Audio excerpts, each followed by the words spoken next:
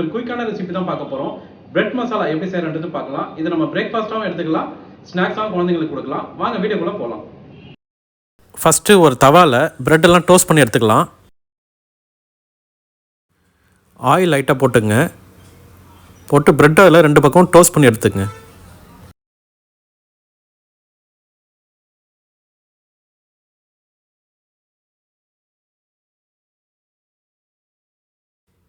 இந்த மாதிரி 2 பக்கம் டோஸ்ட் பண்ணிக்கோங்க.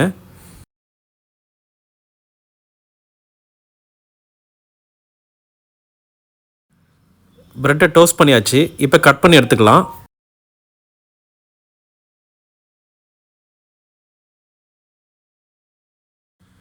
எல்லா பிரெட்டையும் இந்த மாதிரி கியூப்ஸாக கட் பண்ணியாச்சு. இப்போ ஒரு பேனில் 3 டேபிள் ஸ்பூன் ஆயில் போட்டுக்கலாம். அடுத்து ஜீரகம் ஒரு 1/2 டேபிள் ஸ்பூன் ஆட் பண்ணிக்கலாம். காஞ்ச மிளகா ஒரு 2, கருவேப்பிலை கொஞ்சம். நெக்ஸ்ட்டு 100 கிராம் ஆனியன் ஆட் பண்ணிக்கலாம். ஆனியன் ஆட் பண்ணிட்டு நல்லா ஃப்ரை பண்ணிக்கலாம். ஆனியன் ஃப்ரை ஆனதுக்கப்புறம் இஞ்சி பூண்டு பேஸ்ட் ஒரு டேபிள் ஸ்பூன் ஆட் பண்ணிக்கலாம். ஆட் பண்ணிவிட்டு இப்போ தக்காளி ஒரு 50 கிராம் ஆட் பண்ணிக்கலாம்.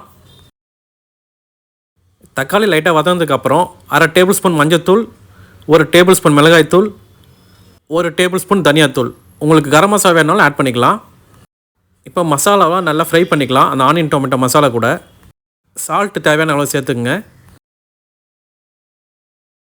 இப்போ மசாலாலாம் பச்சை வாசனை போயிடுச்சு. இப்போ தண்ணி லைட்டாக ஆட் பண்ணிக்கலாம். மசாலா லைட்டாக தலைன்னு இருந்தால் தான் இந்த பிரெட் அப்சர்வ் பண்ணோம் மசாலாவை. ஸோ அதனால் தண்ணி ஆட் பண்ணிக்கலாம். மசாலா கொதிச்சிச்சு. இப்போ பிரெட் ஆட் பண்ணிடலாம். பிரெட் ஆட் பண்ணிவிட்டு ஸ்லோவாக பிரெட்டு உடையாத மாதிரி மிக்ஸ் பண்ணி விடுங்க. மசாலா நல்லா பிரெட்டில் அப்ளை ஆகிற மாதிரி மிக்ஸ் பண்ணிக்கோங்க.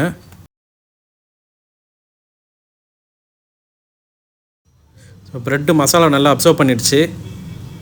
Masala bread ready. நீங்களும் வீட்டில் ட்ரை பண்ணி பாருங்கள்.